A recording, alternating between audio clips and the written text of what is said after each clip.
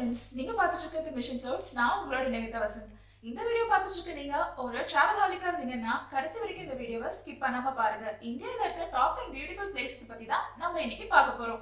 First place எது பத்தின்னு பாத்தீங்கன்னா of course நம்ம தாஜ்மஹால் பத்தி தான்.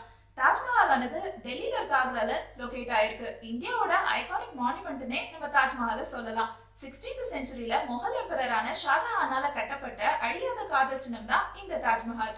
தாஜ்மஹால் ஆனது ஷாஜஹானோட மூன்றாவது மனைவியான மும்தாஸ் மஹாலோட நினைவா கட்டப்பட்டது. மும்தாஸ் மஹாலோட உடலும் ஷாஜஹானோட உடலும் இந்த இடத்துல தான் அடக்கம் பண்ணப்பட்டிருக்கு. இந்த தாஜ்மஹாலோட சிறப்பம்சம் என்னன்னு பாத்தீங்கன்னா முகல் எம்பரரோட ஆர்கிடெக்சரல் ஒர்க் தான்.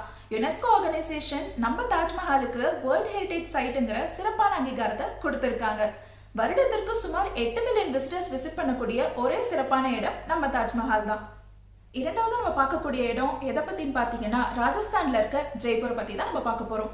ராஜஸ்தானோட கேபிட்டல் ஜெய்ப்பூர். இந்த ஜெய்ப்பூருக்கு பிங்க் சிட்டின்னு இன்னொரு பேரும் இருக்கு. இந்த பேர் எப்படி ஃபார்ம் ஆச்சுன்னு பாத்தீங்கன்னா 1816ல பிரின்ஸ் ஆல்பர்ட்டையும் குயின் விக்டோரியாவையும் வரவேற்கும் விதமா மகாராஜா ராம்சிங் என்டையர் சிட்டியும் பிங்க் கலர்ல பெயிண்ட் பண்ண வச்சிருக்காரு. இந்த பிங்க் கலர் எதை டினோட் பண்ணுதுன்னு பாத்தீங்கன்னா ஹாஸ்பிட்டாலிட்டியை டினோட் பண்ணுது. இதன் காரணமா தான் இந்த சிட்டிக்கு பிங்க் சிட்டிங்கிற பேரே உருவாச்சு. அதுக்கப்புறம் வரக்கூடிய மக்கள் அனைவரும் இந்த ட்ரெடிஷனையை ஃபாலோ பண்ணிட்டு இருக்காங்க. இந்த பிளேஸை விசிட் பண்ணிருக்கீங்க நீங்கன்னா நீங்க மறக்காம விசிட் பண்றதுக்கு இன்னும் சில இடங்கள் இருக்கு. அதெல்லாம் என்னன்னு பாத்தீங்கன்னா 16th செஞ்சுரியில கட்டப்பட்ட Amber fort, city palace, red sandstone, Hawa Mahal, இந்த மாதிரியான இடங்களும் இருக்கு. கண்டிப்பா இந்த இடங்களுக்கும் தவறாம போய் பாருங்க. மூணாவது நம்ம எந்த பிளேஸ் பத்தி பார்க்க போறோம்னு பாத்தீங்கன்னா அபானரியில இருக்கக்கூடிய சாம்பவரி பத்தி தான் பார்க்க போறோம். அபானரிங்கிற வில்லேஜ் ஜெய்ப்பூருக்கு அவுட் சைட்ல அமைஞ்சிருக்கு. இந்த பிளேஸ பத்தி டூரிஸ்ட்க்கு அதிகம் தெரிய வாய்ப்பில்லை. ஆனா இங்கேயும் கண்டிப்பா விசிட் பண்ணும் அப்படிங்கிற பிளேஸ் ஒண்ணு இருக்கு. அது என்னன்னு பாத்தீங்கன்னா ஹோம் ஆஃப் சாம்பவரி. இதோட சிறப்பம்சம் என்னன்னு பாத்தீங்கன்னா 1200 வருஷத்துக்கு முன்னாடி 13 ஸ்டோரிஸ் கொண்டு 4 பக்கமும் ஸ்டெப் வால் அமைக்கப்பட்டு 3400 ஸ்டெப்ஸை கொண்டு கட்டப்பட்டதுதான் இந்த ஹோம் ஆஃப் சாம்பவரி. இது எதுக்காக கட்டியிருக்காங்கன்னு பாத்தீங்கன்னா அந்த டைம்ல வாழ்ந்துட்டு இருந்த மக்களோட தண்ணீர் தேவையை பூர்த்தி பண்றதுக்காக கட்டியிருக்காங்க. உங்களுக்கு சான்ஸ் கிடைச்சதுன்னா இந்த பிளேஸை கண்டிப்பா மிஸ் பண்ணாம போய் விசிட் பண்ணுங்க. நாலாவது நம்ம எந்த பிளேஸ் பத்தி பார்க்க போறோம்னு பாத்தீங்கன்னா ராஜஸ்தான்ல இருக்க ஜோத்பூர் பத்தி தான் பார்க்க போறோம். பிங்க் சிட்டி பத்தி நம்ம கேள்விப்பட்டிருக்கோம். ஆனா ப்ளூ சிட்டி பத்தி நமக்கு தெரியுமா? ராஜஸ்தான்ல இருக்க ஜோத்பூருக்கு தான் ப்ளூ சிட்டின்ற பேரு இருக்கு. அந்த பேர் எப்படி வந்துச்சுன்னு பாத்தீங்கன்னா அங்க இருக்கக்கூடிய பில்டிங்ஸ் எல்லாம் ப்ளூ கலர்ல பெயிண்ட் பண்ணப்பட்டிருக்கு. அதனாலதான் ஜோத்பூருக்கு ப்ளூ சிட்டின்ற பேரு ஃபார்ம் ஆச்சு. அது மட்டும் இல்லைங்க, இந்த ஊர்ல இன்னொரு சிறப்பான விஷயமும் அமைஞ்சிருக்கு. அது என்னன்னு பாத்தீங்கன்னா மெஹரன்கார் ஃபோர்ட். இந்த ஃபோர்ட் ஆனது 1459வது வருடம் கட்டுமான பணிகள் எல்லாம் தொடங்கப்பட்டு 500 வருஷங்களையும் தாண்டி போயிட்டு இருந்துச்சு. அதுக்கப்புறம் தான் கட்டி முடிச்சாங்கன்ற ஒரு பேச்சு பரவலா பேசப்பட்டு வருது. அதோட கட்டுமான பணியோட அழகும் அதோட சிறப்பு அம்சமுமே நமக்கு இத்தனை வருஷங்கள் இதை கட்ட தேவைப்பட்டிருக்குங்கிறது நமக்கு தெரிவிக்குது. இந்த பிளேஸ் விசிட் பண்றதுக்கு சான்ஸ் கிடைச்சாலும் கண்டிப்பா மிஸ் பண்ணாம போய் பாருங்க. ஐந்தாவதா நம்ம எந்த இடத்தை பத்தி பார்க்க போறோம்னு பாத்தீங்கன்னா காஷ்மீர்ல இருக்க தால் லேக் பத்தி பார்க்க போறோம். தால் லேக் ஆனது காஷ்மீர் பகுதியில அமைஞ்சிருக்கு.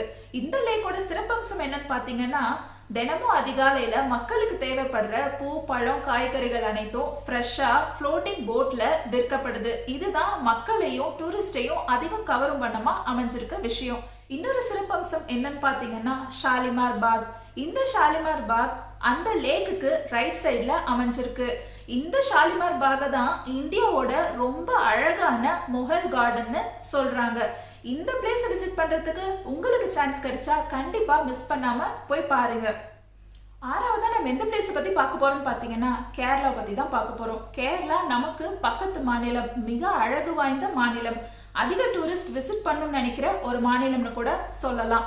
கேரளால 2 முக்கியமான விஷயங்கள் கண்டிப்பா விசிட் பண்ண வேண்டிய இடமா கருதப்படுது. அதுல முதலாவது விஷயம் எதுன்னு பாத்தீங்கன்னா மூணார்ல இருக்க scenic tea and spice plantation அப்படிங்கிற ஒரு இடம் தான். அங்க கேம்பிங், ட்ரெக்கிங் எல்லாமே அலவுட். கண்டிப்பா இதை நீங்க போய் விசிட் பண்ணுங்க. இரண்டாவது முக்கியமான இடம் எதுன்னு பாத்தீங்கன்னா Tata tea museum. Tea lovers கண்டிப்பா விசிட் பண்ண வேண்டிய ஒரு இடம்னு கூட இதை சொல்லலாம்.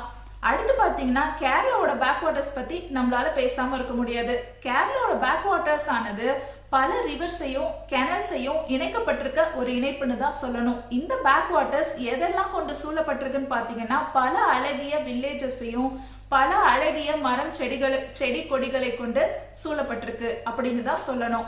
இந்த கேரளாவோட பேக் வாட்டர்ஸை விசிட் பண்றதுக்கு ஒரு ஈஸியான வே எதுன்னு பார்த்தீங்கன்னா ஆப்வியஸ்லி ஹவுஸ் போட் தான். இந்த ஹவுஸ் போட் மூலயமா டிராவல் பண்ணி கேரளாவோட பேக் வாட்டர்ஸோட அழகை கண்டு கழிக்கலாம். இந்த பிளேஸை விசிட் பண்றதுக்கு உங்களுக்கு சான்ஸ் கிடைச்சா கண்டிப்பா மிஸ் பண்ணாம போய் பாருங்க. ஏழாவது நம்ம எந்த இடத்தை பத்தி பார்க்க போறோம்னு பாத்தீங்கன்னா சிக்கிம்ல இருக்க யாம்தாங் வேலி பத்தி தான் பார்க்க போறோம். நேச்சுரல் பியூட்டிக்கு பேர் போன வேலி தான் இந்த யாம்தாங் வேலி. இந்த யாம்தாங் வேலியானது நார்த் சிக்கிம்ல ஹை ஹிமாலயன் மவுண்டைன்ஸ்ல அமைஞ்சிருக்கு. இந்த யாம்தாங் வேலியை வேலி ஆஃப் ஃபிளவர்ஸ்னு சொல்லுவாங்க. இந்த யாம்தாங் வேலியில ஒவ்வொரு வருஷமும் July to September month trekkers allow பண்ணப்படுறாங்க. அந்த டைம்ல இயற்கையா அமைஞ்சிருக்க orchid flowers, native wild flowers, rhododendrons இந்த மாதிரி பல விதமான பூக்கள் எல்லாம் மக்களை கவரும் வண்ணமா அமைஞ்சிருக்கு. இதோட இன்னொரு சிறப்பான விஷயம் என்னன்னு பாத்தீங்கன்னா அங்க அதிக அளவுல ப்ளூ ஷீப்பும் மஸ்க் டேஸும் காணப்படுது. இந்த பிளேஸை விசிட் பண்ற சான்ஸ் கிடைச்சாலும் மிஸ் பண்ணாம போய் பாருங்க.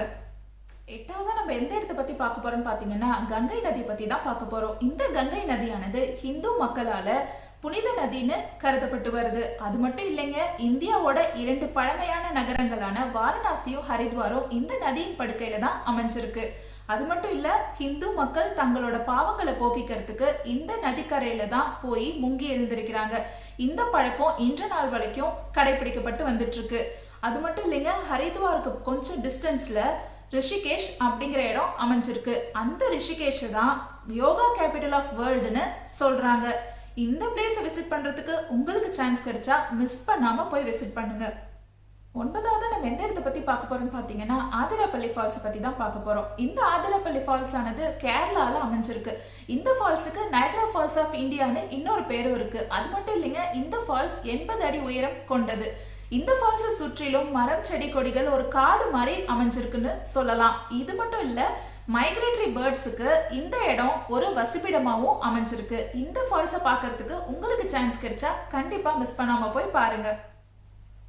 10வது நம்ம எந்த இடத்தை பத்தி பார்க்க போறோம்னு பாத்தீங்கன்னா தார் டெசர்ட் பத்தி தான் பார்க்க போறோம். இந்த தார் டெசர்ட் ஆனது ஒரு பகுதி ராஜஸ்தான்லயும் இன்னொரு பகுதி பஞ்சாப்லயும் அமைஞ்சிருக்கு. அது மட்டும் இல்லைங்க, இது இயற்கையாகவே இந்தியா பாகிஸ்தானுக்கு ஒரு பவுண்டரி லைனையும் ஃபார்ம் பண்ணிருக்கு. அதோட இந்த டெசர்ட்டை கிரேட் இந்தியன் டெசர்ட்னு சொல்லலாம். அது மட்டும் இல்லைங்க, உலகத்திலேயே 17வது பெரிய டெசர்ட்னு இது சொல்லப்படுது.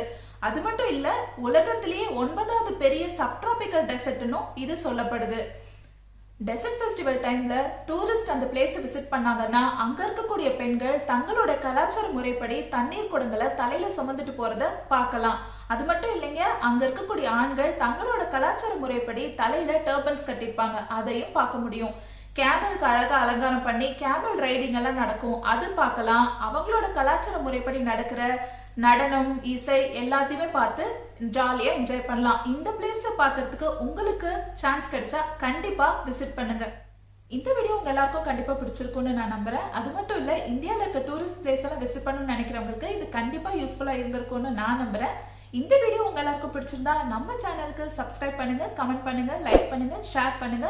மறக்காம பக்கத்துல இருக்க பெல் ஐகானை பிரஸ் பண்ணுங்க. அப்பதான் நம்மளோட வீடியோஸ் எல்லாம் உங்களுக்கு நோட்டிபிகேஷனா வரும்.